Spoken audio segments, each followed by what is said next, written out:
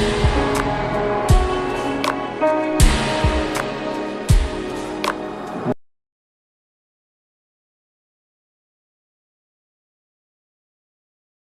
Students, जैसे कि आप प्रीवियस वीडियो लेक्चर को देखे होंगे, तो हम लोग कॉम्प्लेक्स सॉल्ट का नोमेनक्लेचर पोर्शन को डिस्कस कर रहे थे। उसमें हम लोग टाइप 1 डिस्कस कर लिए थे।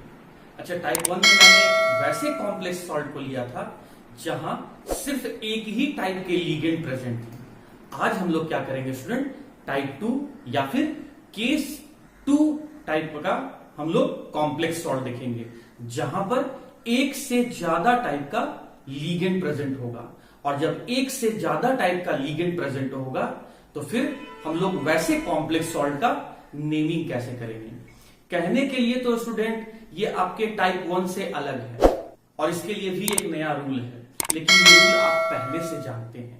जैसे फॉर एग्जांपल, अगर आप ऑर्गेनिक केमिस्ट्री में ऑर्गेनिक कंपाउंड का नेमिंग कर रहे थे, तो उस समय अगर आपके पास 2 कंपाउंड आ रहा था, जैसे वहां भी आपके पास 2 केस आ रहा था, एक था आपका मिथाइल और एक था आपका इथाइल। तो अब आप बताइए, मिथाइल और इथाइल में से आप पहले नेमिंग किसका करते थे? जब सब्स्टिट्यूएंट के फॉर्म में मिथाइल और इथाइल दोनों प्रेजेंट था तो नेमिंग किसका करते थे?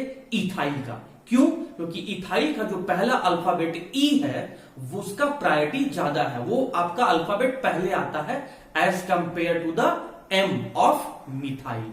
अगर यही चीज मैं पूछूं कि क्लोराइड और ब्रोमाइड अगर सब्स्टिट्यूएंट प्रेजेंट था तो पहले नेमिंग आप किसका लिखते थे? ब्रोमाइड का। ऑब्वियसली स्टूडेंट, आप ब्रोमाइड का नाम लिखते थे। क्यों ब्रोमाइड का नाम आप पहले लिखते थे? क्योंकि ब्रोमाइड का जो पहला अल्फाबेट बी है उसका प्रायोरिटी ज्यादा है, वो अल्फाबेटिकली पहले आता है as compare to the C of chloride. तो यहां भी वही बात है कि जब आपके सामने ऐसा कॉम्प्लेक्स सॉल्ट आए जिसमें एक से ज्यादा लीगेंड प्रेजेंट हो, तो आप पहले उस लीगेंड का नाम लिखना जो अल्फाबेटिकली पहले आता हो, जिसका पहला वर्ड अल्फाबेटिकली पहले आता हो। अगर पहला वर्ड कॉमन हो जाए तो सेकेंड लेटर की तरफ जाओ, सेकेंड लेटर भी कॉमन हो जाए थर्ड लेटर की तरफ जाओ, थर्ड लेटर भी कॉमन हो जाए तो फोर्थ लेटर की तरफ जाओ, फोर्थ अल्फाबेट की तरफ जाओ। और ऐसा नहीं होगा स्टूडेंट कि आपका सारे के सारे वर्ड्स सेम हो जाएंगे। अगर सारे के सारे वर्ड्स ही सेम हो जाएंगे तो फिर तो लीगेंड सेम हो जाएगा, फिर डिफरेंट टाइप कहां से हुआ। आइए इन्हीं बातों को थ्योरेटिकली ना समझते हुए हम लोग कुछ क्वेश्चंस के फॉर्म में समझते हैं। और आपको यह भी बात पता होगा कि नोमेनक्लेचर करते समय हम सबसे पहले क्या करते थे स्टूडेंट? सबसे पहले कैटायन का नेमिंग करते थे और तब उसके बाद हम लोग एनायन का नेमिंग करते थे। और कैटायन और अनायन के नेमिंग के बीच में हम लोग एक स्मॉल गैप यूज किया करते थे, याद होगा आपको। उसके बाद जब हम कॉम्प्लेक्स पार्ट में जा रहे थे, जब हम कॉम्प्लेक्स पार्ट का नेमिंग करने जा रहे थे, जो कि कैसे पहचानते थे हम लोग? Written in the square bracket. जब हम कोऑर्डिनेशन स्फीयर या कॉम्प्लेक्स पार्ट का नेमिंग करने जा रहे थे या कर रहे थे, तो उसमें हम सबसे पहले लीगेंड, सबसे पहले स्टूडेंट हम लोग लीगेंड का नाम लिखते थे। उसके बाद सेंट्रल मेटल एटम का नाम लिखते थे, सेंट्रल मेटल एटम का नाम लिखते थे। और सबसे लास्ट में हम लोग क्या करते थे? ऑक्सीडेशन नंबर को लिखते थे। और वो ऑक्सीडेशन नंबर को हम लोग पैरेंथेसिस में क्लोज करते थे या स्मॉल ब्रैकेट में लिखते थे, और ऑक्सीडेशन नंबर हम रोमन में लिखते थे। आपको याद होगा स्टूडेंट। तो आइए इन्हीं सब बातों के साथ आज हम लोग केस 2 डिस्कस करने जा रहे हैं। देखिए यहां पर क्या लिखा हुआ है, if more than one type of ligand is present. यहां साफ साफ कह रहा है स्टूडेंट कि एक से ज्यादा टाइप का लीगेंड अगर प्रेजेंट हो, कहां पे? कोऑर्डिनेशन स्फीयर में, कॉम्प्लेक्स पार्ट में, स्क्वायर ब्रैकेट में, then the name of ligand is written in alphabetical order। अगर एक से ज्यादा टाइप का लीगेंड प्रेजेंट हो तो उसके नाम को आप अल्फाबेटिकल ऑर्डर में लिखेंगे। आप देखिए आपके सामने ये जो आगे स्क्वायर ब्रैकेट वाला पोर्शन है ये कैटायन हो गया और स्क्वायर ब्रैकेट से बाहर वाला पोर्शन अनायन हो गया। तो पहले हम लोग स्क्वायर ब्रैकेट का नेमिंग करेंगे, फिर स्क्वायर ब्रैकेट से बाहर वाले का नेमिंग करेंगे। और ये कोऑर्डिनेशन स्फीयर और आयोनाइजेशन स्फीयर, या सिंपल में बोले तो कैटायन और अनायन के बीच में हम लोग एक स्मॉल गैप यूज करेंगे। जब हम लोग केटायन के बारे में गए, केटायन या कॉम्प्लेक्स सॉल्ट में गए, कॉम्प्लेक्स सॉल्ट में कोऑर्डिनेशन स्फीयर में गए, तो हम क्या देख रहे हैं, इस स्क्वायर ब्रैकेट में दो ही तरह के तो स्पीसीज रहते हैं, एक लिगेंड रहेगा और एक सेंट्रल मेटल एटम रहेगा। तो स्टूडेंट ये जो आप देख रहे हैं कोबाल्ट, ये तो सेंट्रल मेटल एटम है, ये तो आप पहचानते हैं कि मेटल है, तो ये सेंट्रल मेटल एटम है। और उस कोबाल्ट के बाद जितने भी स्पीसीज लिखे हुए हैं ये सारे के सारे लिगेंड हैं, तो इसका मतलब यहां पर दो टाइप का लिगेंड प्रेजेंट है। अब जब एक से ज्यादा लिगेंड प्रेजेंट हो तो उसके नाम को हम लोग अल्फाबेटिकल ऑर्डर में लिखेंगे। तो आपको पता होना चाहिए कि NH3 का नाम होता है स्टूडेंट अमाइन, अमाइन, अमाइन, और Cl का नाम होता है क्लोराइडो, क्लोराइडो। अगर आप टाइप 1 देखे होंगे तो टाइप 1 में हम लोग इसी तरह के क्वेश्चंस को डिस्कस किए थे। तो यहां पर अमाइन और क्लोराइडो आप बताएं, अब इसमें कंपैरिजन करना है।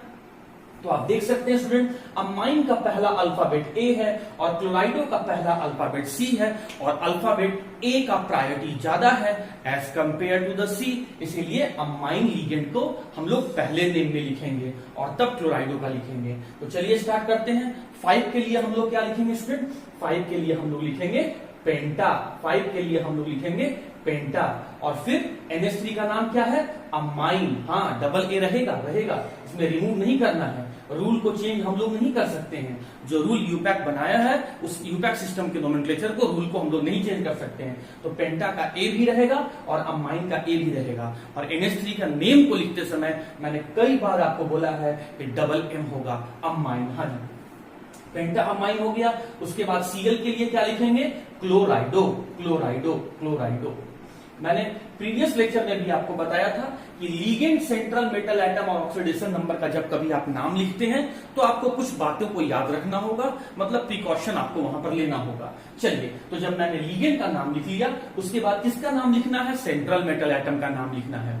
और सेंट्रल मेटल एटम के नाम को लिखने में भी हम लोग को प्रिकॉशन लेना है। क्या प्रिकॉशन लेना है कि अगर central metal atom cation part में प्रेजेंट है तब तो उसके कोई नाम में चेंजिंग नहीं करना है, एज यूजुअल उसका नेम हो जाएगा। लेकिन अगर वही सेंट्रल मेटल एटम अनायन पार्ट में प्रेजेंट है तो उसके नाम के पीछे में एक सफिक्स जोड़ते हैं जो कि 8 होता है। तो अभी तो central metal atom cation part में प्रेजेंट है, मतलब इसके नाम में कोई चेंजिंग नहीं होगा, इसका वही नाम हम लोग लिखेंगे या प्रोनाउंस करेंगे जो पीरियोडिक टेबल में देखकर करते हैं। तो CO सिंबल कोबाल्ट को इंडिकेट करता है, इसीलिए यहां भी सेंट्रल मेटल का नाम कोबाल्ट ही हो जाएगा। तो इसीलिए स्टूडेंट मैं यहां पर लिख रहा हूं कोबाल्ट, कोबाल्ट, कोबाल्ट। और जैसे ही सेंट्रल मेटल एटम का नाम लिखे उसके बाद आप एक पैरेंथेसिस यूज करते हुए, स्मॉल ब्रैकेट यूज करते हुए आप ऑक्सीडेशन नंबर को लिखेंगे इन द रोमन नंबर। और आपको पता होगा कि यहां सेंट्रल मेटल एटम का ऑक्सीडेशन नंबर या ऑक्सीडेशन स्टेट 3 है। अगर आपको ऑक्सीडेशन नंबर कैलकुलेट करना नहीं आ रहा है तो आप मेरे प्रीवियस वीडियो लेक्चर को देखिए, वहां मैंने बहुत डिटेल से ऑक्सीडेशन नंबर कैलकुलेट करना बताया है। हाँ जी, तो जब कैटायन का नेमिंग हो गया तो फिर स्मॉल गैप को यूज करते हुए हम लोग अनायन का नेमिंग करेंगे। और मैंने पहले भी बताया था कि जब कभी स्क्वायर ब्रैकेट के बाहर वाले स्पीसीज को आप लिख रहे हो, वो बाहर वाला स्पीसीज राइट में लिखा हो या लेफ्ट में लिखा हो, आयनाइजेशन स्फीयर को जब आप लिख रहे हैं तो उसमें जो नीचे नंबर लिखा होता है जिसको सब स्क्रिप्ट कहते हैं, स्टूडेंट उस सब स्क्रिप्ट को आप बिल्कुल ना लिखें। तो आपको यहां पर 2 नहीं लिखना है। तो Cl का नाम क्या हो जाएगा, क्लोराइड, क्लोराइड। तो स्मॉल गैप को देते हुए हम लोग यहां पर क्लोराइड लिख देंगे। कुछ स्टूडेंट सोच रहे होंगे सर क्लोराइडो क्यों नहीं हुआ। अरे क्लोराइडो नाम तब होता जब वो लीगेंड होता, और लीगेंड होता तो स्क्वायर ब्रैकेट के अंदर लिखा होता। तो Cl लीगेंड नहीं है, ये स्क्वायर ब्रैकेट से बाहर है स्टूडेंट, ये लीगेंड नहीं है, इसीलिए इसके नाम में कोई चेंजिंग नहीं करेंगे और Cl का नाम क्लोराइड रखेंगे। इसके जो स्क्वायर ब्रैकेट के बाहर की जो लिखा हुआ स्पीसीज है उसके नाम को लिखते समय भी हम लोग को प्रिकॉशन लेना है कि वहां जो सबस्क्रिप्ट है वो सबस्क्रिप्ट को आपको नहीं लिखना है। तो इस वे में हम लोग देखिए अल्फाबेटिकल वे में, अल्फाबेटिकल मैनर में, अल्फाबेटिकल ऑर्डर में मैंने लीगेंड का नेम को लिखते हुए कॉम्प्लेक्स सॉल्ट का नेमिंग किया। और यही केस 2 कहता है कि अगर एक से ज्यादा लीगेंड प्रेजेंट हो इसमें कोऑर्डिनेशन स्फीयर में तो नाम, जो लीगेंड का नाम है उसको अल्फाबेटिकल ऑर्डर में लिखें और ये रूल फॉलो करें और ये पैटर्न फॉलो करें। स्टूडेंट कॉम्प्लेक्स सॉल्ट का नोमेनक्लेचर बहुत इजी हो जाएगा। मैं कुछ और एग्जांपल डिस्कस करता हूं ताकि आपका कंफ्यूजन। अब इसी रूल को फॉलो करते हुए मैं कुछ एग्जांपल्स आपके सामने डिस्कस करता हूं। यहां मैंने दो कॉम्प्लेक्स सॉल्व लिया है और दोनों का नोमेनक्लेचर हम लोग को करना है। मैं फिर आपको एक बात बोल रहा हूं स्टूडेंट कि आपको खुद प्रैक्टिस करना है। आप प्रैक्टिस कीजिए तो ही आप कंसेप्ट को समझ पाएंगे। यहां सिर्फ देखने से और सुन लेने से कुछ होना जाना नहीं है, इसीलिए आप खुद से प्रैक्टिस करें। प्रैक्टिस करने के लिए मैंने बहुत सारे क्वेश्चंस को आपके व्हाट्सएप पे सेंड कर दिया है। फिलहाल आइए मैं कुछ एग्जांपल्स और डिस्कस करता हूं ताकि आपके मन में अगर कोई भी डाउट्स हो या कोई भी कंफ्यूजन हो वो भी रिमूव हो जाए। हाँ जी, तो पहले हम लोग कैटायन पार्ट का नेमिंग करेंगे, फिर अनायन पार्ट का नेमिंग करेंगे। सिंस कैटायन और अनायन दोनों नेचर में डिफरेंट होता है, इसीलिए उसमें हम लोग स्मॉल गैप को, उसके नाम को लिखते समय हम लोग स्मॉल गैप यूज करेंगे। अगर स्क्वायर ब्रैकेट का नेमिंग कर रहे हो तो उसके नेमिंग का ऑर्डर होगा पहले लिगेंड, सेंट्रल मेटल एटम और ऑक्सीडेशन नंबर, और इन तीनों के नाम को लिखते समय प्रिकॉशन लेना है। और क्या लेना है मैंने पिछले सभी क्वेश्चंस में यही बताया है। आप क्या देख रहे हैं कि जब आप कैटायन पार्ट का नेमिंग करने गए, जब आप स्क्वायर ब्रैकेट का नेमिंग करने गए तो स्क्वायर ब्रैकेट में आपको एक से ज्यादा टाइप का लिगेंड दिखने लगा। तो किस लिगेंड का प्रायोरिटी ज्यादा है या किस लिगेंड को हम लोग पहले लिखेंगे, ये खुद उसका नाम बताएगा, नाम का पहला अल्फाबेट बताएगा। तो स्टूडेंट, जैसा कि आप लोग जानते हैं कि NH3 का नाम होता है अमाइन। अमाइन अमाइन देखिए, आप यहां पर 4 का टेट्रा लिख के कंपैरिजन मत कीजिएगा। आप ऐसा मत करना कि 4 का टेट्रा लिख दो और फिर जब तुलना करना शुरू करना, कंपैरिजन शुरू करना, तो टी को देखना नहीं, उसके नाम के साथ, उसके नाम के लेटर के साथ कंपैरिजन किया जाता है। और NH3 का नाम टेट्रा नहीं होता है स्टूडेंट, इसीलिए टेट्रा लिखेंगे जरूर, लेकिन जब बात कंपैरिजन का आएगा, जब बात तुलना करने का आएगा, तो उसके नाम का जो पहला लेटर है उससे कंपैरिजन करेंगे। तो NH3 का नाम मैंने अमाइन लिख दिया। स्टूडेंट, H2O का नाम आप जानते होंगे कि ये एक्वा होता है, एक्वा। और Cl का नाम आप जानते होंगे कि Cl का नाम क्लोराइडो होता है। तो आइए, अब ये इसका नाम ही बता देगा कि किसका प्रायोरिटी ज्यादा है या किसका नेमिंग हम लोग को पहले लिखना है। देखिए, इसका पहला अल्फाबेट ए है तो सबसे पहले यही लिखा जाएगा, लेकिन ये क्या, H2O का भी पहला अल्फाबेट ए है। तो हम क्या देख रहे हैं कि दोनों का पहला अल्फाबेट कॉमन हो गया है। तो फिर प्रायोरिटी को चेक करने के लिए हम लोग सेकंड अल्फाबेट को चेक करेंगे। तो सेकंड अल्फाबेट इसका M है और सेकंड अल्फाबेट इसका Q है। और आप जानते हैं स्टूडेंट कि M अल्फाबेट पहले आता है as compare to the Q। इसका मतलब इसका प्रायोरिटी सबसे ज्यादा है, मतलब NH3 को हम सबसे पहले लिखेंगे। तो चलिए हम यहां पर सर्कल कर देते हैं कि यहां से हम स्टार्ट करेंगे और फिर उसके बाद सेकंड यही रहेगा और थर्ड ये आएगा। तो 4 के लिए क्या लिखेंगे, टेट्रा। ध्यान रहे student, name should start with the small letter, tetra. 4 के लिए टेट्रा। और NH3 के लिए क्या लिखेंगे, अमाइन। तो ये हो गया आपका टेट्रा अमाइन। फिर H2O के लिए क्या लिखेंगे, एक्वा, एक्वा। Cl के लिए क्या लिखेंगे, क्लोराइडो, क्लोराइडो, क्लोराइडो, क्लोराइडो। उसके बाद जब लिगेंड का नाम हो जाए तो सेंट्रल मेटल एटम का नाम लिखा जाता है। और सेंट्रल मेटल एटम अगर अनायन पार्ट में है तभी उसके नाम के पीछे 8 सफिक्स लगाते हैं। आप देख सकते हैं कि यहां जो सेंट्रल मेटल एटम है वो तो कैटायन पार्ट में है, इसका मतलब उसके नाम में कोई भी चेंजिंग नहीं होगा। तो CO सिंबल किसको बताता है, CO सिंबल हम लोग को कोबाल्ट मेटल को बताता है, इसीलिए मैंने यहां पर कोबाल्ट लिखा। उसके बाद सेंट्रल मेटल एटम का नाम लिखने के बाद हमें पैरेंथेसिस यूज करके हमें ऑक्सीडेशन स्टेट या ऑक्सीडेशन नंबर को लिखना होता है। और अगर आप CO का यहाँ पे ऑक्सीडेशन स्टेट कैलकुलेट करेंगे स्टूडेंट तो ये आपका 3 आएगा और इसको रोमन नंबर में लिखना है। उसके बाद जैसे ही आपने कैटायन का नेमिंग कर दिया तो अब अनायन के नेमिंग में आ जाओ, एक स्मॉल गैप यूज करो और तब इसका नाम लिखो। ध्यान रहे, सब स्क्रिप्ट को नहीं लिखना है, नीचे दिए गए नंबर को नहीं लिखना है। तो Cl का नाम क्या हो जाएगा स्टूडेंट, Cl का नाम हो जाएगा आपका क्लोराइड। सर क्लोराइडो क्यों नहीं हुआ, मैं बार बार इस कंफ्यूजन को इसलिए आपके साथ डिस्कस कर रहा हूं क्योंकि स्टूडेंट यहां पर एक ब्लंडर मिस्टेक करते हैं। इसका नाम क्लोराइडो तब होता स्टूडेंट जब ये लीगेंड होता, और लीगेंड अगर ये होता तो ये भी स्क्वायर ब्रैकेट में लिखा हुआ होता। सिंस ये स्क्वायर ब्रैकेट से बाहर है मतलब ये लीगेंड नहीं है, और लीगेंड नहीं है तो इसके नाम के पीछे में ई को हटाकर हम लोग ओ नहीं लगाएंगे, मतलब जो इसका नाम है वही नाम लिखेंगे। तो एक कंटिन्यूअस मैनर में आपको इसका नाम को लिखना है। इस बात को ध्यान रखते हुए कि स्मॉल गैप वही यूज करना है। स्मॉल गैप मैं बोल रहा हूं, लार्ज गैप मत क्रिएट कर देना। स्मॉल गैप तभी यूज करना जब एक कैटायन हो और अगला अनायन हो। तो उम्मीद करता हूं ये आपको कॉम्प्लेक्स भी समझ में आ गया होगा। स्टूडेंट अब मैं आता हूं इसके नेमिंग में। फिर वही बात आप देख रहे हैं कि आपको पहले कैटायन का नेमिंग करना है, फिर अनायन का नेमिंग करना है। और कैटायन में जो आप नेमिंग करने गए तो पहले लीगेंड, तब सेंट्रल मेटल एटम, और तब आपको ऑक्सीडेशन नंबर। लीगेंड में क्या देख रहे हैं कि एक से ज्यादा टाइप का लीगेंड प्रेजेंट है, तो आप उसका प्रायोरिटी ऑर्डर चेक करेंगे, और प्रायोरिटी ऑर्डर चेक करेंगे उसके नेम से, उसके अल्फाबेट से।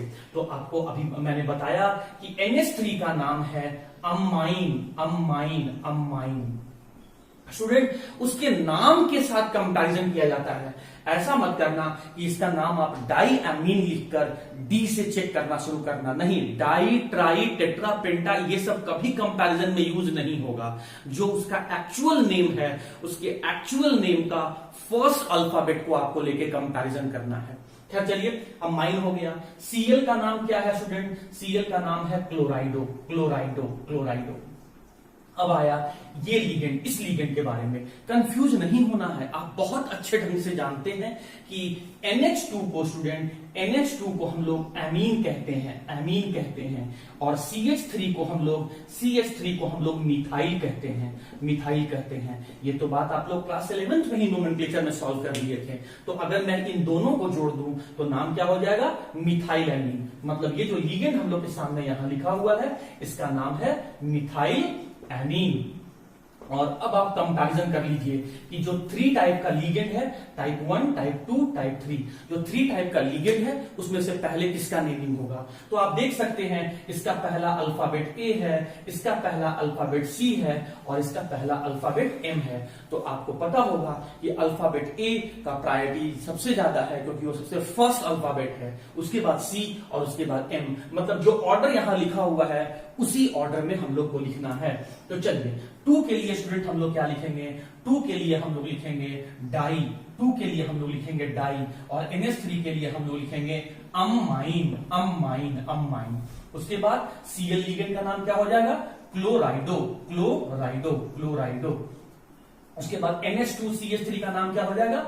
Methyl amine, methyl amine. और जब आप लीगेंड का नेमिंग कर दिए तो सेंट्रल मेटल एटम का नाम। अब यहां दो एक कंफ्यूजन आ गया कि पीटी सिंबल तो प्लैटिनम को बता रहा है, तो हम लोग प्लैटिनम लिखें कि प्लैटिनेट लिखें? तो एट तब लगाना है, नाम को चेंज तब करना है जब सेंट्रल मेटल एटम अनायन पार्ट में प्रेजेंट हो, और सेंट्रल मेटल एटम तो यहां केटायन पार्ट में है। ये पूरा स्क्वायर ब्रैकेट वाला केटायन है और स्क्वायर ब्रैकेट से बाहर वाला अनायन है। तो अभी तो प्लैटिनम केटायन में है, मतलब इसके नाम में कोई चेंजिंग नहीं हो जाएगा। तो इसलिए हम लोग पीटी के लिए यहां पर लिखेंगे प्लैटिनम।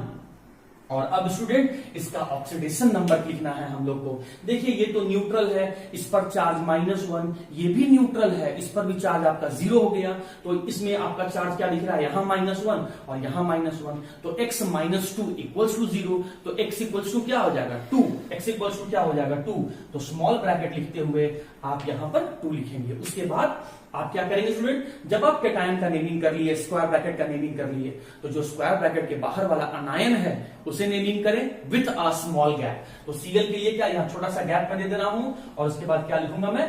Chloride, chloride. एग्जाम में जब आप नाम को लिख रहे होंगे तो आप इस तरीके से नीचे करके नहीं लिखें। शुरू में ही स्टूडेंट आप देख लेना कि आपको नाम को लिखने समय गैपिंग आपके लिए है कि नहीं, स्पेस आपके लिए अवेलेबल है कि नहीं। तो एक सिंगल लाइन में ही आपको सारा नाम लिखना है, ऐसे नीचे करके नहीं लिखना है। ये हो सकता है कुछ टीचर इसको मिस्टेक में काउंट कर ले और गलती काट दे आपका।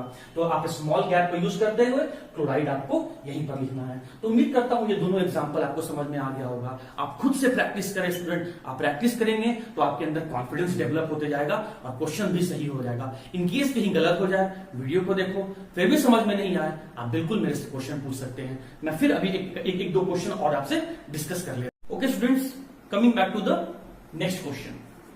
देखिए, अब जब ये क्वेश्चन आएगा तो क्वेश्चन से घबराना नहीं है, सॉल्व करना है उसको। आप क्या देख रहे हैं कि जो कैटायन पार्ट है, ये कैटायन पार्ट और ये अनायन पार्ट। कैटायन पार्ट में भी आपको सबस्क्रिप्ट एक नंबर दिख रहा है और अनायन पार्ट में भी आपको एक सबस्क्रिप्ट एक नंबर दिख रहा है। तो पहले जब इस तरह का कॉम्प्लेक्स सॉल्ट आ जाए तो पहले आप इसको सिंप्लीफाई करेंगे, पहले आप इसको रिजॉल्व करेंगे।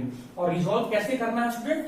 आपको जो सबस्क्रिप्ट दिख रहा है वो सबस्क्रिप्ट को आप क्रॉस कर दीजिए, क्रॉस कर दीजिए, क्रॉस कर दीजिए। तो जब इसको आप क्रॉस करके रिजॉल्व करेंगे, सिंप्लीफाई करेंगे, तो ये कुछ इस फॉर्म में आ जाएगा Fe, और ये इसके ऊपर 3 आ गया, 3 आ गया। उसके बाद स्क्वायर ब्रैकेट Fe CN6, और फिर यहां से जो नंबर था वो राइट हैंड साइड में चला गया 4।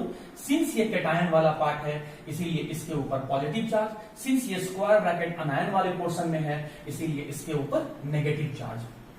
अब इसका नेमिंग कर देते हैं स्टूडेंट। तो आपको पता होना चाहिए कि पहले कैटायन का नेमिंग, फिर अनायन का नेमिंग, और अगर इस अनायन में स्क्वायर ब्रैकेट है तो फिर उसके नेमिंग को लिखते समय लिगेंड, सेंट्रल मेटल एटम और ऑक्सीडेशन नंबर को हमको यूज करना है। तो चलिए, Fe का नाम क्या होगा? अब यहां से फिर कंफ्यूजन आता है कि सर Fe का नाम आयरन लिखें कि फेरेट लिखें। तो माय डियर स्टूडेंट्स, आप नाम को चेंज तभी करें जब वो अनायन वाले पार्ट में प्रेजेंट हो, और यहां तो ये कैटायन वाले पार्ट में प्रेजेंट है, तो इसीलिए इसका नाम आपको सिर्फ आयरन लिखना है, आयरन लिखना है। और इसके ऊपर चार्ज क्या है? इसके ऊपर चार्ज है 3। तो आपको यहां पर एक स्मॉल ब्रैकेट या फिर पैरेंथेसिस यूज करके रोमन नंबर में 3 को मेंशन करना है। सर इसके पहले तो आप ऐसा नहीं बोले थे। जैसे स्टूडेंट, जब मैं ये इस तरह का कॉम्प्लेक्स सॉल्ट ले रहा था तो फिर इस मेटल को लिखने समय, पोटासियम को लिखते समय, मैं उसके बगल में, उसके पास में स्क्वायर ब्रैकेट को लिखकर चार्ज, स्क्वायर ब्रैकेट को लिखकर ऑक्सीडेशन नंबर को तो कभी नहीं लिख रहा था। क्यों? क्योंकि देखिए ये इस मैनर का नहीं है। यहां तो आपको सबस्क्रिप्ट दिख रहा है लेकिन इसके नीचे कोई सबस्क्रिप्ट नहीं है, इसीलिए मैंने इसको सिंप्लीफाई नहीं किया था, और सिंप्लीफाई नहीं किया था तो नहीं लिखा था इसके लिए।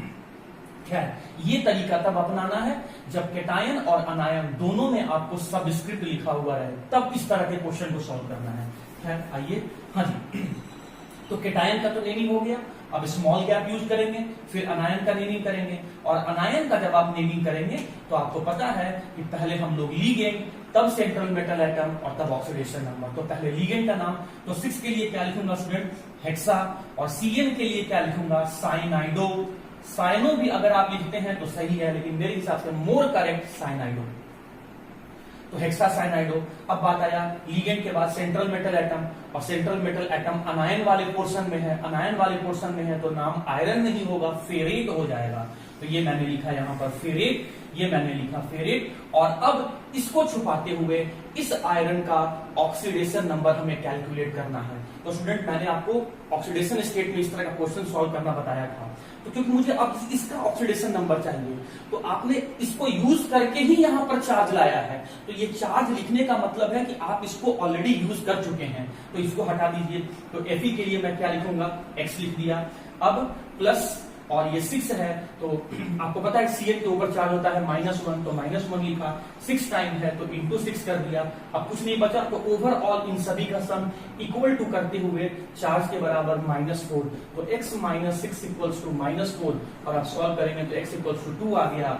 मतलब ऑक्सीडेशन स्टेट यहां पर आपका 2 आ गया, तो आप यहां पर 2 लिख दिए। तो ये हो गया आपका कैटायन का नेमिंग, और ये हो गया आपके अनायन का नेमिंग। तो डायरेक्ट आप ये नाम अपने एग्जाम में इस तरह के कॉम्प्लेक्स सॉल्ट को करके आएंगे। स्टूडेंट, मैं बार बार बोल रहा हूं, जब कभी कैटायन और अनायन दोनों में आपको सबस्क्रिप्ट दिखने लगे तो पहले क्रॉस करके रिजॉल्व करें, और रिजॉल्व करके आप इस तरीके से नेमिंग करें।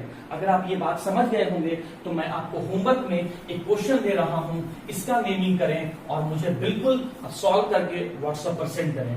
That is Fe3 FeCN6 whole 2। अब आप ये कॉम्प्लेक्स सॉल्ट को नेमिंग करके आप मुझे बताएंगे, जो भी आपका आंसर होगा आप बताएंगे। बिल्कुल सेम पैटर्न फॉलो करना है। तो उम्मीद करता हूं आपको ये क्वेश्चन समझ। ओके स्टूडेंट्स, तो अब हम लोग टाइप 2 के अंदर में ही एक नए पैटर्न का क्वेश्चन को सॉल्व करते हैं। ध्यान दीजिएगा, ये पैटर्न का क्वेश्चन अगर आप समझ गए तो नोमेनक्लेचर का सेक्शन आपके लिए इजी हो जाएगा, आप समझ जाएंगे। कहता है कि if the name of ligand contain di tri tetra पेंटा, मतलब अगर लिगेंड के नाम में पहले से ही डाई ट्राई टेट्रा और पेंटा मौजूद है, लिखा हुआ है, तब उस समय आप दोबारा से डाई ट्राई टेट्रा या पेंटा नहीं लिखेंगे। तो फिर क्या लिखेंगे? डाई के जगह पर आप बिस को यूज करेंगे, ट्राई के जगह पर आप ट्रिस को यूज करेंगे, और टेट्रा की जगह पर आप टेट्रा किस को यूज करेंगे, और पेंटा की जगह पर आप पेंटा किस को यूज करेंगे। मैं फिर से समझाता हूं स्टूडेंट, समझो बात को, बहुत इजी है। कहता है कि जैसे आप 2 के लिए डाई लिखते हैं, 3 के लिए 3 टाइम्स के लिए आप ट्राई लिखते हैं, 4 टाइम के लिए आप टेट्रा लिखते हैं, 5 टाइम के लिए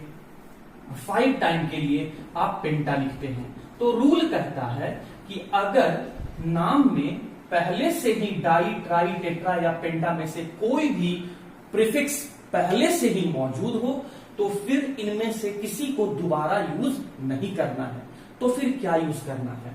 तो डाई या ना यूज करते हुए आप बिस यूज करेंगे, ट्राई नहीं यूज करते हुए आप ट्रिस यूज करेंगे, टेट्रा नहीं यूज करते हुए आप टेट्रा किस यूज करेंगे, और पेंटा नहीं यूज करते हुए आप पेंटा किस यूज करेंगे। मतलब आपके साथ 2 कॉलम है, इस कॉलम को मैं फर्स्ट कह देता हूं और इस कॉलम को मैं सेकंड कह देता हूं। मैं ये कह रहा हूं कि अगर फर्स्ट कॉलम में से कोई भी नाम पहले से मौजूद हो तो फिर दोबारा इसी कॉलम में से मत यूज करना किसी प्रीफिक्स को, तब इसके जगह पर इनमें से कोई एक प्रीफिक्स को यूज करना। मैं बार बार रिपीट कर रहा हूं क्योंकि मैं स्टूडेंट को इसी क्वेश्चन में, इसी तरह के क्वेश्चन में मैक्सिमम टाइम गलती करते हुए देखा हूं। मैं क्या बोल रहा हूं स्टूडेंट कि अगर फर्स्ट कॉलम में से कोई भी प्रीफिक्स पहले से मौजूद हो, पहले से नाम में प्रेजेंट हो, तो फिर फर्स्ट कॉलम का कोई भी प्रीफिक्स मत यूज करना। उसके जगह पर सेकेंड कॉलम में से अपने यूज के अकॉर्डिंग कोई एक प्रीफिक्स को आप यूज कर लेंगे। आइए इसी बात को हम लोग क्वेश्चन से समझते हैं। जैसे आप देख रहे हैं कि यहां पर मुझे जो कैटायन है वो स्क्वायर ब्रैकेट में है और अनायन जो है वो स्क्वायर ब्रैकेट के बाहर है। मुझे पहले कैटायन का नेमिंग करना है। कैटायन में अगर एक से ज्यादा टाइप का लिगेंड हो तो अल्फाबेटिकल ऑर्डर में करना है, बट यहाँ लिगेंड तो एक ही टाइप का है, मतलब पहले लिगेंड का नाम लिखना है। तो ईएन का नाम क्या है स्टूडेंट? लिखिए, ईएन का नाम है ethylene, ethylene diamine. Amine single M, NH3 के लिए डबल एम था, लेकिन यहां पर सिंगल एम। अब देखिए आप यहां पे 3 के लिए क्या स्टूडेंट लिखते हैं? 3 के लिए क्या लिखते हैं? Tris, tris. लेकिन सुनो, यही गलती हो गया। यही तो मैंने आपको नहीं करने के लिए बोला था कि अगर इस कॉलम में से कोई भी पहले से मौजूद हो तो फिर इसी कॉलम का कोई दोबारा नाम मत यूज करना। आप देख सकते हैं कि डाई पहले से ही इसके नाम में प्रेजेंट था, पहले से ही इसके नाम में मौजूद था। तो अब 3 को लिखने के लिए हम यहां पर ट्राई नहीं यूज करते स्टूडेंट, हम यहां पर ट्राई नहीं यूज करते। जब डाई इसी कॉलम का नाम में पहले मौजूद था तो 3 के लिए हम लोग ट्राई नहीं यूज करेंगे, तो इसके जगह में से हम दूसरे कॉलम का नाम यूज करेंगे। और 3 के लिए क्या होगा? 3 के लिए आपका ट्रिस हो जाएगा। इसीलिए नाम के आगे में आपको ट्रिस लिखना था, ट्रिस लिखना था। तो देखिए मैं यहां पर नाम लिख रहा हूं, ट्रिस, ट्रिस, ट्रिस, और उसके बाद है आपका ethylene, ethylene diamine, ethylene diamine. और ट्रिस जो है जहां तक नाम अवेलेबल है उसके लिए ही लिखना है। तो ये सिर्फ जो है ट्रिस जो है वो इथाइलिन डाई एमीन के लिए ही है, कोबाल्ट के ऊपर थोड़ी है, पूरा होल के ऊपर थोड़ी है, ये सिर्फ लिगेंड का होल किया गया है 3। तो ये ट्रिस, और उसके बाद जहां तक जिसके लिए 3 टाइम्स लिखा हुआ है, जिसके लिए ट्रिस लिखा हुआ है, उसके नाम को हम लोग स्मॉल ब्रैकेट में क्लोज कर दिए। अब सेंट्रल मेटल एटम का नाम जो कि कैटायन में प्रेजेंट है, तो इसका नाम क्या हो जाएगा स्टूडेंट? कोबाल्ट। उसके बाद क्या लिखेंगे हम लोग? स्मॉल ब्रैकेट में पैरेंथेसिस में हम लोग ऑक्सीडेशन नंबर को लिखेंगे, ऑक्सीडेशन नंबर को लिखेंगे। और जब आप ऑक्सीडेशन नंबर कैलकुलेट करेंगे तो ये 3 आएगा, रोमन नंबर में लिखना है। कैटायन के बाद अनायन का नेम, ध्यान रहे सब स्क्रिप्ट को मत लिखना। और सीएल का नाम क्या हो जाएगा? सीएल का नाम हो जाएगा आपका क्लोराइड। तो इस तरीके से ये रूल को भी आप याद रखना, जो कि मैं पहले बता रहा हूं, बार बार बोला हूं कि अगर नाम में डाई ट्राई टेट्रा पेंटा मौजूद हो तो दोबारा इसी प्रीफिक्स को मत यूज करना, इनके जगह में बिस ट्रिस टेट्रा किस या पेंटा किस यूज कर लेना। यही ये रूल कहता है, या कॉम्प्लेक्स सॉल्ट का इसी तरीके से। इसी रूल पर हम लोग एक और एग्जाम्पल को डिस्कस कर लेते हैं ताकि आपका कंफ्यूजन जो भी है वो दूर हो जाए। फिर देखिए मैं क्या देख रहा हूं कि यहां पर तो सिर्फ एक ही पार्ट प्रेजेंट है, उसके ना पीछे कुछ लिखा हुआ है ना आगे कुछ लिखा हुआ है, और जो पार्ट यहां स्क्वायर ब्रैकेट में लिखा हुआ है उसके ऊपर पॉजिटिव चार्ज है, मतलब ये कैटायन है, तो हम लोग को कैटायन का ही नेमिंग करना है। फिर क्या देख रहे हैं कि जब स्क्वायर ब्रैकेट में जब हम लोग को लिगेंड का नाम जो पहले लिखना था उसमें दो टाइप का लिगेंड प्रेजेंट हो, तो दो टाइप के लिगेंड में से पहले किस लिगेंड को लिखेंगे ये हम लोग को उसके नाम के अल्फाबेट से डिसाइड हो जाएगा। तो आपको पता है स्टूडेंट कि Cl का नाम तो क्लोराइडो होता है और En का नाम जो है वो आपका इथाइलिन डाइएमीन होता है। तो आप इनका पहला अल्फाबेट चेक कर लें, आंसर आपके सामने आ जाएगा। क्लोराइडो का C और इथाइलिन डाइएमीन का E। क्लोराइडो का C का प्रायोरिटी ज्यादा है इसलिए पहले इसके नाम को लिखेंगे। और ध्यान रहे आपको, जब नाम में पहले से डाई ट्राई टेट्रा पेंटा मौजूद हो तो फिर इसमें से कोई नहीं लेना है, इनमें से कोई एक को लेना है।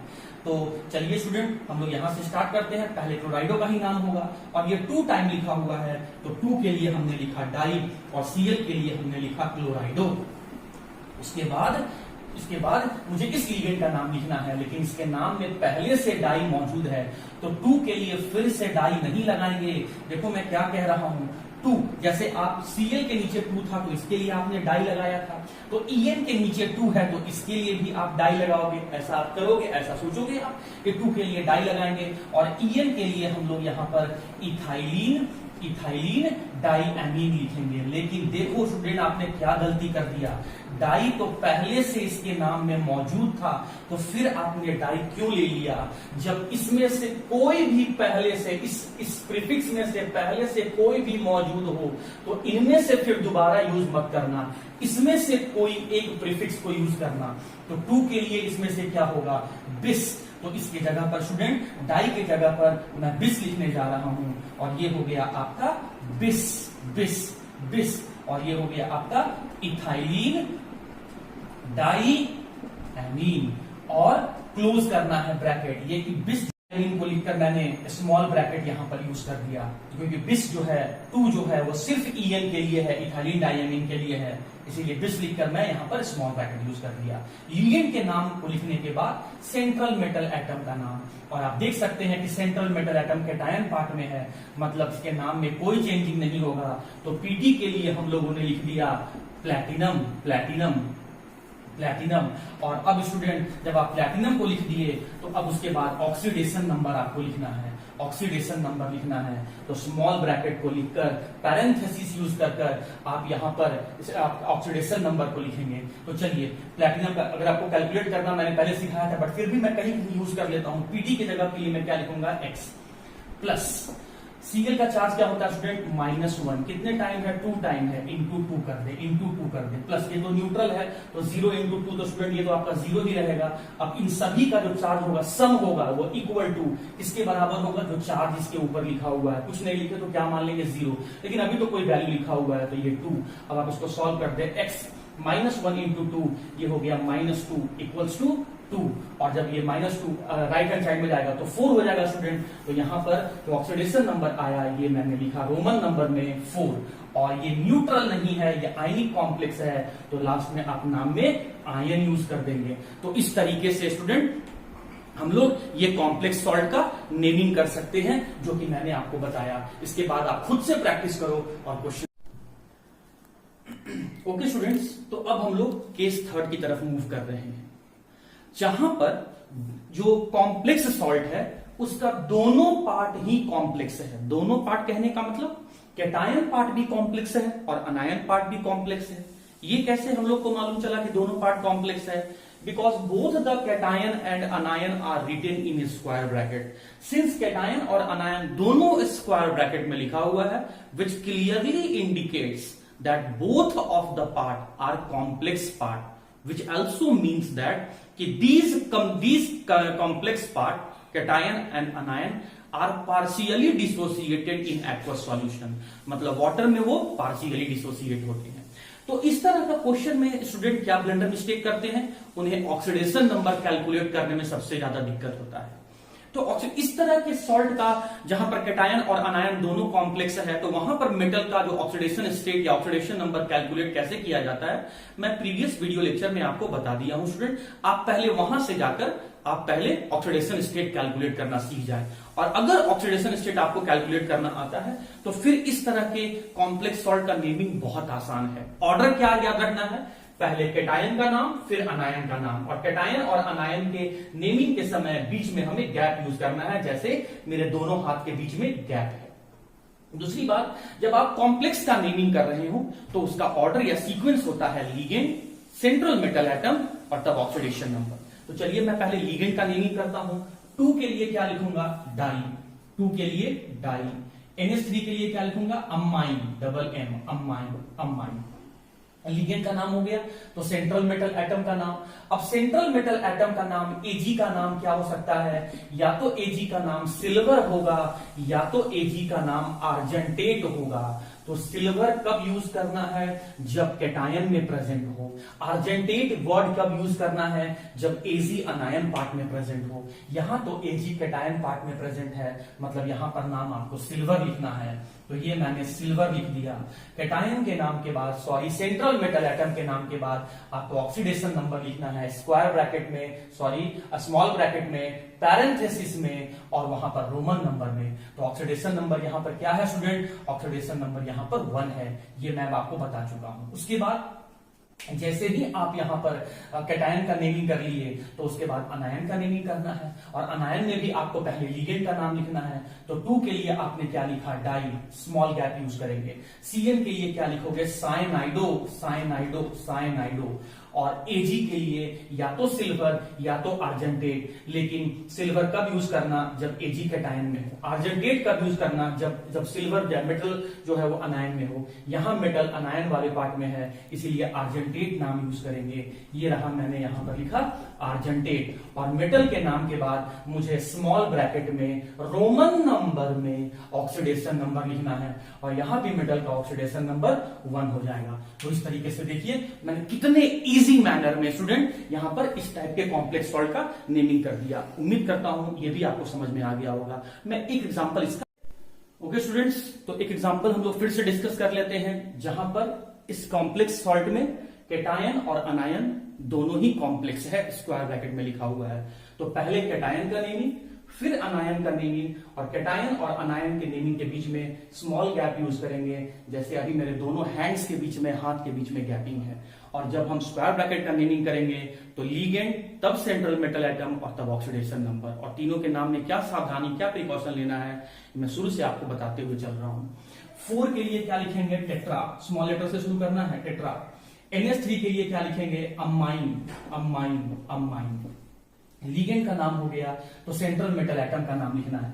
तो Pd का नाम या तो प्लैटिनम होगा स्टूडेंट, या तो प्लैटिनेट होगा, या फिर प्लैटिनेट होगा, मतलब इसी 2 नाम में से कोई एक नाम यूज करना है। प्लैटिनम कब लिखना है, जब कैटायन पार्ट में प्रेजेंट हो, कौन, Pd। और प्लैटिनेट कब लिखना है, जब यही Pd अनायन पार्ट में प्रेजेंट हो। तो यहाँ जो Pd है वो कैटायन पार्ट में प्रेजेंट है, तो नाम क्या हो जाएगा, प्लैटिनम, प्लैटिनम। और ऑक्सीडेशन नंबर आपको यहाँ पता होना चाहिए स्टूडेंट, जो मैंने प्रीवियस लेक्चर में आपको बहुत अच्छे से निकालना बताया है। यहाँ मेटल का ऑक्सीडेशन नंबर कितना है, 2, तो यहाँ मैं 2 लिख दिया, यहाँ मैं 2 लिख दिया। आप सोच रहे होंगे सर आप बिना सॉल्व किए कैसे बता दे रहे हैं। स्टूडेंट प्रैक्टिस, आप प्रैक्टिस करो, आप भी मेरे तरह ही बिना सॉल्व किए हुए खुद से देखते के साथ आपको ऑक्सीडेशन नंबर समझ में आ जाएगा। तो वो प्रैक्टिस करने से आपका डेवलप होगा इस तरह का कंसेप्ट। हाँ जी, तो यहाँ पर प्लैटिनम का ऑक्सीडेशन स्टेट मैंने लिख दिया। उसके बाद अब मैं अनायन पार्ट में आऊंगा, स्मॉल गैप को यूज करते हुए। तो 4 के लिए, अच्छा इस अनायन पार्ट का स्मॉल गैप यूज कर लिया। अब इस अनायन पार्ट का नेमिंग में पहले मैं लिगेंड का नाम लिखूंगा। 4 के लिए क्या लिखूंगा, टेट्रा। Cl के लिए क्या लिखूंगा, क्लोराइडो, क्लोराइडो। और Pd के लिए या तो मुझे प्लैटिनम यूज करना होगा या तो प्लैटिनेट। प्लैटिनम कब यूज करते, जब कैटायन में होता। प्लैटिनेट कब यूज करेंगे, जब अनायन में। यहां तो Pd जो है वो अनायन में है, इसीलिए इसका नाम हो जाएगा आपका प्लैटिनेट। नेट, और अब इसका ऑक्सीडेशन स्टेट, और यहां भी इसका ऑक्सीडेशन स्टेट आपका 2 आएगा। तो इस तरीके से आप ऐसे कॉम्प्लेक्स सॉल्ट का नेमिंग कर सकते हैं। और आप वैसे भी मैंने कुछ 2 एग्जांपल्स इसी तरह के ऑक्सीडेशन स्टेट कैलकुलेट करने का, ऐसा एग्जांपल मैंने आपको ऑक्सीडेशन स्टेट में बताया था। तो वहां और भी जितने क्वेश्चंस मैंने ऐसा बताया था ऑक्सीडेशन स्टेट कैलकुलेट करने का, उसका इसी रूल को फॉलो करते हुए आप नेमिंग करें, सॉल्व करके आप मुझे व्हाट्सएप पे भेज सकते हैं। किसी तरह का स्टूडेंट हो, कंफ्यूजन हो स्टूडेंट, तो आप मुझसे बिल्कुल पूछ सकते हैं। तो नोमेनक्लेचर का ये 3 टाइप का क्वेश्चन था जो आपके एग्जाम में आता है, आप इसको सॉल्व करें। अब एक नया टाइप का क्वेश्चन भी स्टूडेंट आप देखा गया है कि अब तक आप क्या कर रहे थे कि फॉर्मूला से नेम लिख रहे थे। अब तक आप फॉर्मूला दिया हुआ था, उससे आप नेम लिख रहे थे। तो अब हम लोग क्या करेंगे, नेम से फॉर्मूला लिखेंगे। ये भी क्वेश्चन आपके एग्जाम में आता है, और जैक बोर्ड में यही वाला क्वेश्चन मैक्सिमम टाइम पूछा गया है कि नेम दे देगा आपको और उससे आपको फॉर्मूला बनाने के लिए बोलेगा। तो आइए इस तरह के क्वेश्चन को भी हम लोग डिस्कस के बिल्कुल लास्ट सेगमेंट में आ गए हैं। अगर ये क्वेश्चन को आप सॉल्व कर लेंगे तो आप नोमेनक्लेचर का कोई भी बुक का कोई भी क्वेश्चन को आप सॉल्व कर सकते हैं। करना क्या है इसमें, इस बार हम लोग को खुद से फॉर्मूला बनाना है और हमें नाम दिया हुआ रहेगा, नेम लिखा हुआ रहेगा और फॉर्मूला हम लोग को बनाना है। जैसा कि आप देख सकते हैं एग्जांपल के फॉर्म में मैंने यहां पर नेम लिख दिया और इस नेम से हम लोग को फॉर्मूला बनाना है। तो देखिए यहां पर आपको पता होना चाहिए कि पहले लिगेंड का नाम लिखा हुआ होगा, उसके बाद आपका सेंट्रल मेटल एटम का नाम, लिगेंड का नाम पहले लिखा हुआ होगा, उसके बाद सेंट्रल मेटल एटम का नाम लिखा हुआ होगा, और उसके बाद ऑक्सीडेशन नंबर लिखा हुआ होगा, और ये सब आपका स्क्वायर ब्रैकेट में लिखना है हम लोग को। और ऑक्सीडेशन नंबर के बाद जो भी पार्ट होगा वो आपका स्क्वायर ब्रैकेट से बाहर होगा। इसका मतलब स्टूडेंट यहां जो ऑक्सीडेशन नंबर लिखा हुआ है, ये इसके बाद लिखा हुआ पार्ट अलग है, अनायन पार्ट है या स्क्वायर ब्रैकेट से बाहर वाला पार्ट है। इसका मतलब मुझे मालूम चल गया कि 2 पार्ट में नेमिंग करना है। एक पार्ट में हमें टेट्रा से स्टार्ट कर 3 तक जाना है, और अगले पार्ट में मुझे स्मॉल गैप के साथ क्लोराइड को लिखना है। तो चलिए हम लोग स्टार्ट करते हैं। टेट्रा के लिए क्या होता है स्टूडेंट 4, और अमाइन किसका नाम है, NH3 का नाम है। तो ये रहा NH3, और क्या करना है हम लोग को, NH3 कितने टाइम लेना है, 4 टाइम लेना है, 4 टाइम लेना है। तो ये मैंने 4 टाइम ले लिया। उसके बाद क्या करता है एक्वा, एक्वा का मतलब क्या होता है H2O, H2O। उसके बाद क्या लेना है क्लोराइडो, क्लोराइडो का मतलब क्या होता है Cl। अब एक बात का, बस एक रूल का यहां पर ध्यान रखना है, जब लिगेंड पॉली एटॉमिक हो, मतलब जब लिगेंड में एक से ज्यादा एटम प्रेजेंट हो, तो आप उसको एक स्मॉल ब्रैकेट में या पैरेंथेसिस में क्लोज करेंगे। जैसे आप देख सकते हैं एक्वा में ऑक्सीजन और हाइड्रोजन मिला के टोटल 3 एटम है, मतलब ये पॉली एटॉमिक है। तो इस लिगेंड को आप एक पैरेंथेसिस में या स्मॉल ब्रैकेट में क्लोज कर दें। Cl जो है वो मोनो एटॉमिक है, तो मोनो एटॉमिक के लिए आप पैरेंथेसिस या स्मॉल ब्रैकेट नहीं यूज करेंगे। चलिए, तो क्लोराइडो हो गया। क्लोराइडो के बाद क्या कहता है कोबाल्ट, और आपको पता होना चाहिए कोबाल्ट का सिंबल CO है, और सेंट्रल मेटल एटम सबसे पहले लिखा जाता है। तो ये मैंने यहां पर central metal atom cobalt CO लिख दिया। उसके बाद कहता है कि उस मेटल के ऊपर चार्ज क्या है, ये आपका +3 है, तो यहां मैंने +3 लिख दिया। और कहता है कि अब जब यहां पर ऑक्सीडेशन नंबर लिख दिए, तो इसका मतलब है ये जितना भी पार्ट यहां लिखा हुआ है ये स्क्वायर ब्रैकेट में क्लोज है।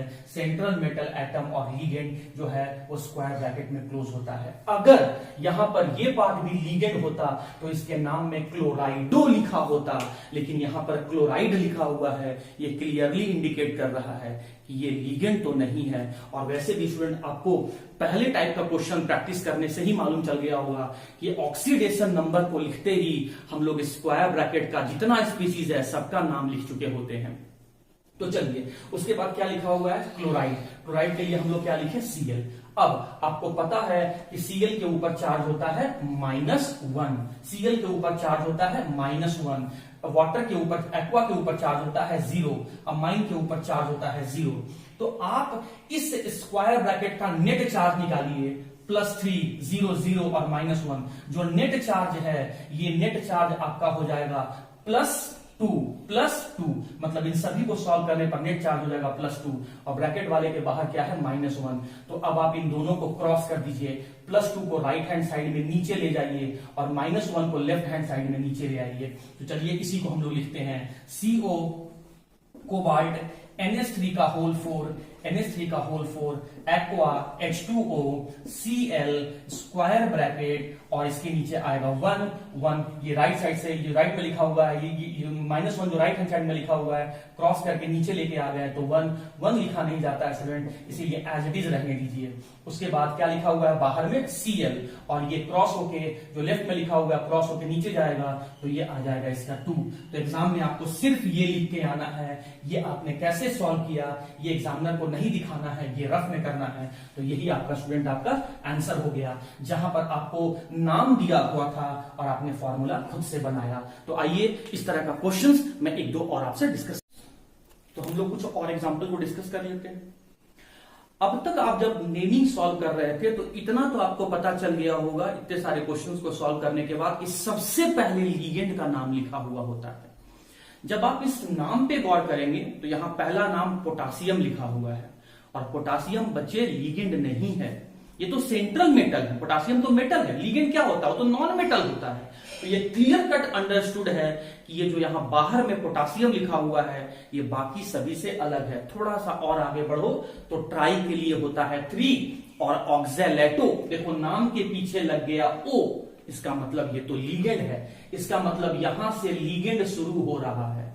और याद करें कि जब लीगेंड शुरू हो रहा है इसका मतलब वहां से आपका स्क्वायर ब्रैकेट शुरू हो रहा है। मैं फिर से बोलता हूं फ्रेंड, कंफ्यूज नहीं होना है।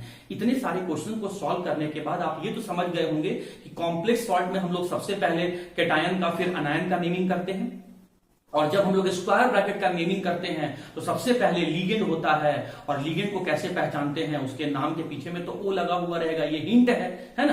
तो आप देख सकते हैं। और लीगेंड क्या है, नॉन मेटल ही तो है, पोटासियम नॉन मेटल नहीं है स्टूडेंट, ये तो मेटल है। इसका मतलब ये जो आगे पोटासियम लिखा हुआ है ये बाकी नाम से अलग वाला पार्ट है, मतलब ये स्क्वायर ब्रैकेट से बाहर जाएगा। तो पोटासियम का सिंबल मैंने क्या लिया स्टूडेंट, पोटासियम का सिंबल मैंने K लिया। उसके बाद कहता है ट्राई और ऑक्जेलेटो अगर आपको याद होगा तो C2O4, इसी को हम लोग ऑक्जेलेट कहते हैं। और नाम के पीछे E है तो E को हटाकर O किया गया है क्योंकि ये अनायनिक लिगेंड है, क्योंकि इसके ऊपर चार्ज 2- होता है, तो ऑक्जेलेटो।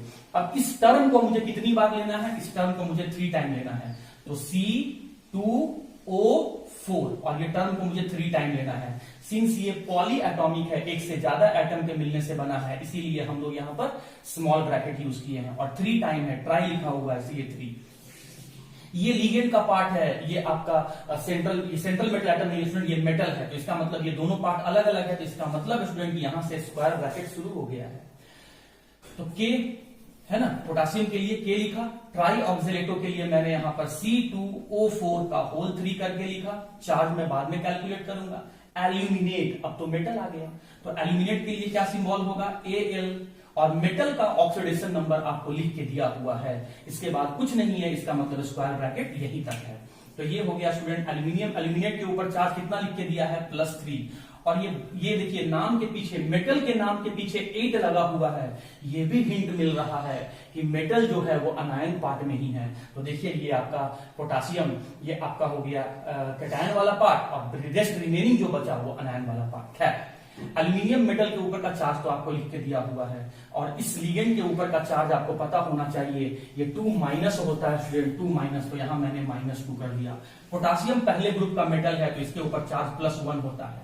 अब देखो जो आप स्क्वायर ब्रैकेट में देख रहे हैं उसका नेट चार्ज कितना आएगा, नेट चार्ज आपका +1 आएगा, तो मैं इसे यहां से हटा दे रहा हूं और नेट चार्ज मैं यहां पर +1, यहां पर 1 कर दिया, 1 आया, लेकिन ये आपका अनायन पार्ट है इसीलिए ये -1 आया। मैं फिर से कह रहा हूं कंफ्यूज नहीं होना है। पोटासियम फर्स्ट ग्रुप का मेटल है तो +1, एल्यूमिनेट के ऊपर का चार्ज आपको लिख के दिया है +3 हो गया, ऑक्सीलेटर के ऊपर का चार्ज आप जानते हैं -2, नेट कैलकुलेट करोगे तो कितना आएगा, 1 आएगा ना। इस दोनों को नेट सॉल्व करोगे कितना आएगा, 1 आएगा ना। तो इस 1 को मैं यहां लिख दिया, 1 यहां लिख दिया। सिंस ये अनायन वाला पार्ट है इसीलिए नेगेटिव कर दिया, -1। अब इसको और इसको क्रॉस कर दो, इसको उठा के राइट हैंड साइड में लेके चले जाओ, इसको उठा के लेफ्ट हैंड साइड में चले जाओ। तो लेफ्ट हैंड साइड में उठा के लाओगे तो यहाँ 1 होगा, यहाँ 1 होगा, यहाँ से उठ के यहाँ चलाया 1 आ गया। 1 लिखा नहीं जाता है स्टूडेंट, इसको ऐसे ही रहने देते हैं हम। ये आप लेफ्ट हैंड साइड से चला गया राइट हैंड साइड में, तो ये 1 आपका यहाँ चला गया। 1 लिखा नहीं जाता है तो इसको एज इट इज छोड़ दो। तो ये रहा आपका कॉम्प्लेक्स सॉल्ट का नेमिंग, जो बहुत आप इजी वे में सॉल्व कर सकते हैं। अब आइए नीचे वाले का, मरकरी। स्टूडेंट आपको तो ये बात पता होना चाहिए कि सबसे पहले हम लोग लिगेंड का नाम लिखते हैं और लिगेंड स्क्वायर ब्रैकेट के अंदर होता है, लिगेंड नॉन मेटल होता है। आप देख सकते हैं मरकरी तो मेटल है, इसका मतलब ये हिंट है कि ये पोर्शन जो है बाकी नाम से अलग है, मतलब स्क्वायर ब्रैकेट से बाहर जाएगा। तो मरकरी के लिए सिंबल मैंने क्या लिखा, Hg लिखा, Hg लिखा, Hg लिखा, ठीक है। उसके बाद कहता है टेट्राथायोसाइनाइटो, टेट्रा के लिए तो 4 और थायोसाइनाइटो किसके लिए लिखते हैं, SCN के लिए हम लोग यूज करते हैं थायोसाइनाइटो। इसका मतलब मरकरी के बाद जितना है वो आपका अलग पोर्शन है, अलग अलग पोर्शन है, तो इसीलिए अलग वाले को हम लोग स्क्वायर ब्रैकेट में क्लोज करके दिखाने वाले हैं। टेट्रा के लिए मैंने 4 लिखा और थायोसाइनाइटो के लिए SCN लिखा, तो SCN और इसका होल 4 कर दिया। यहां पर मैंने स्मॉल ब्रैकेट क्यों यूज किया, क्योंकि ये लिगेंड जो है वो पॉली एटॉमिक है, मतलब एक से ज्यादा एटम के मिलने से बना है। उसके बाद कोबाल्टेट, कोबाल्टेट में देख सकते हैं मेटल के नाम के पीछे 8 आ रहा है, जो क्लियर कट बता रहा है कि मेटल अनायन वाला पोर्शन है। तो ये मैंने CO लिखा, कोबाल्टेट CO लिखा और उसके ऊपर चार्ज कितना है, +3। और आपको पता होना चाहिए कि SCN के ऊपर चार्ज -1 होता है, तो यहां पर मैंने कर दिया -1। अब स्टूडेंट आप देख सकते हैं ये -1 इसके ऊपर चार्ज होता है, लेकिन ये 4 टाइम है, तो ये हो जाएगा आपका -4। मरकरी डी ब्लॉक का मेटल है और ये आपका +1 और +2 दोनों ऑक्सीडेशन स्टेट शो करता है। ये पहले मैंने बताया था कि ट्रांजिशन मेटल जो होते हैं वो वेरिएबल ऑक्सीडेशन स्टेट शो करते हैं। तो मरकरी का +1 है कि +2 है, ये लिख के दिया है कि मरकरी यहाँ पर +1 के फॉर्म में है, +1 के फॉर्म में है। तो इसका तो +1 हो गया, लेकिन यहाँ पर 2 डिफरेंट टाइप का चार्ज दिख रहा है, तो नेट कैलकुलेट करो। तो +3 और -1 अगर नेट कैलकुलेट करोगे तो ये आपका -1 आ जाएगा। फिर इस 1 को इधर क्रॉस करो और इस 1 को लेफ्ट हैंड साइड में क्रॉस करो, तो ये 1 यहाँ नीचे आएगा और ये राइट में लिखा हुआ 1 यहाँ लेफ्ट में आ जाएगा। 1 लिखा नहीं जाता है स्टूडेंट, तो इसीलिए यहाँ से मैंने 1 को हटा दिया और यही फॉर्मूला बनेगा। गैपिंग नहीं यूज करना, इसलिए थोड़ा सा इसको अरेंज करके आप यहाँ पर लिखना SCN का होल 4। और ये आपका स्टूडेंट इस तरीके से कॉम्प्लेक्स सॉल्ट बन गया, जो बहुत आसान है। आप इसको खुद से प्रैक्टिस करेंगे ना तो आप इस तरह के क्वेश्चन को बना पाएंगे। और क्वेश्चन को प्रैक्टिस करने के लिए एनसीईआरटी में भी दिया हुआ है, या अब तक आप क्या कर रहे थे कि कॉम्प्लेक्स के फॉर्मूला को देखकर नाम लिख रहे थे, तो अब प्रैक्टिस करने के लिए आप खुद से क्या करें कि जो नाम आप आंसर में लिख रहे थे अब तक, उसको क्वेश्चन बना के उसके आंसर को सॉल्व करें। मैं एक एग्जांपल और डिस्कस कर देता हूं स्टूडेंट, बाकी आपके प्रैक्टिस। स्टूडेंट्स तो अब हम लोग एक और क्वेश्चन को सॉल्व कर लेते हैं एग्जांपल के फॉर्म में। देखो यहाँ क्या लिखा हुआ है, पहले नाम में करना क्या है, आपको नेम दिया हुआ है, फॉर्मूला खुद से बनाना है। क्या लिखा हुआ है, पहले आयरन। आपको इतना क्वेश्चन सॉल्व करने के बाद स्टूडेंट ये आइडिया तो लग गया होगा कि पहले लीगेंड का नाम लिखा हुआ होता है, अगर वो स्क्वायर ब्रैकेट में है तो। और लीगेंड कैसे पहचानेंगे, वो तो नॉन मेटल होता है, लेकिन ये तो मेटल है। इसका मतलब है कि ये जो आयरन है ये बाकी लिखे गए नाम से अलग पोर्शन है, बाहर का पोर्शन है। तो आयरन के लिए मैंने सिंबल क्या लिख दिया स्टूडेंट, आयरन के लिए लिख दिया Fe और उसके बाद लिखा हुआ है 3, मतलब वहां जो मेटल है उसका ऑक्सीडेशन स्टेट है +3। उसके बाद शुरू होता है हेक्सासाइनाइडो CN, मतलब ये तो नॉन मेटल आ गया, तो इसका मतलब है कि ये Fe से अलग पोर्शन है, इसीलिए इसको यहां से मैंने स्क्वायर ब्रैकेट यूज किया। ठीक है, हेक्सासाइनाइडो, हेक्सा के लिए क्या लिखेंगे 6, साइनाइडो के लिए क्या लिखेंगे CN, तो ये लिखा मैंने यहां पर CN और इसका होल करके 6 किया। यहां CN के बाहर मैंने स्मॉल ब्रैकेट क्यों लिया, क्योंकि ये पॉली एटॉमिक है। पॉली एटॉमिक का मतलब क्या होता है, मोर देन 1 एटम। और यहां देख सकते हैं कि यहाँ टोटल 2 एटम है, एक कार्बन है, एक नाइट्रोजन है, 2 एटम है, एक से ज्यादा एटम है, पॉली एटॉमिक है, इसीलिए मैंने यहां पर स्मॉल ब्रैकेट यूज किया। हेक्सासाइनाइडो के बाद क्या लिखा हुआ है, फेरेट किसके लिखते हैं, आयरन के लिए, Fe के लिए लिखते हैं, लेकिन कब, जब वो अनायन पार्ट में प्रेजेंट है तब Fe लिख दिया। और यहां से लिखने के बाद आपको जो फॉर्मूला बनाने के बाद आप ये समझ गए होंगे कि ये कैटायन वाला पार्ट है, ये अनायन वाला पार्ट है, इसीलिए मैंने यहाँ पर इसका नाम बदला, फेरेट लिखा। मतलब अब तक हम लोग जो कर रहे हैं वो सही कर रहे हैं। जो Fe इसका नाम फेरेट किया गया है, वहां पर आयरन का ऑक्सीडेशन स्टेट क्या है स्टूडेंट, यहां पर आयरन का ऑक्सीडेशन स्टेट +2 है। और Cn के ऊपर चार्ज कितना होता है -1, -1 इंटू 6 कितना हो गया -6। यहां तो एक ही स्पीसीज है इसका +3, बट स्क्वायर ब्रैकेट के अंदर मुझे दो डिफरेंट टाइप का चार्ज दिख रहा है। सॉल्व करेंगे, नेट सॉल्व करेंगे, तो नेट सॉल्व करके +2 और -6 को नेट सॉल्व करेंगे तो ये आ जाएगा आपका -4। इसको क्रॉस करके लेफ्ट में ले जाइए और इसको क्रॉस करके आप राइट में ले जाइए। तो अब यहां से आप फॉर्मूला बनाइए, तो ये क्या हो जाएगा Fe और ये क्रॉस होके इधर आया तो ये हो गया 4। उसके बाद आप यहाँ स्क्वायर ब्रैकेट क्लोज करेंगे, उसके बाद ये रहा आपका Fe, उसके बाद आपका ये रहा Cn का होल 6 और इसका चार्ज जब क्रॉस होकर लेफ्ट में गया था तो इसका चार्ज क्रॉस होकर आपका राइट में आएगा और ये रहा 3। तो आपको सिर्फ एग्जाम में ये पोर्शन लिख के आना है, ये सब आपको रफ में करना है। तो ये हो गया आंसर, मतलब नेम से मैंने फॉर्मूला बनाना सीख लिया। और इस तरीके से स्टूडेंट हम लोग का नोमेनक्लेचर का कंसेप्ट खत्म हुआ।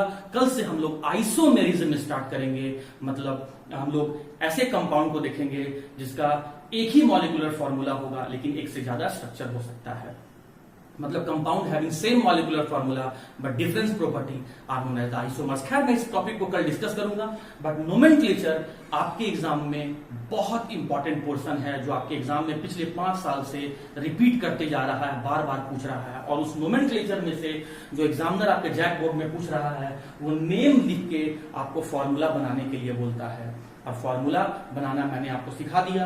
एनसीईआरटी में क्वेश्चंस या फिर और भी मैंने एक्स्ट्रा क्वेश्चन आपको प्रैक्टिस करने के लिए दिया है, वो चीज आप प्रैक्टिस करें स्टूडेंट, डाउट आप बिल्कुल पूछ सकते हैं। तो कल इसी कोऑर्डिनेशन केमिस्ट्री चैप्टर में नए टॉपिक आइसोमेरिज्म के साथ हम लोग दोबारा मिलेंगे। Till then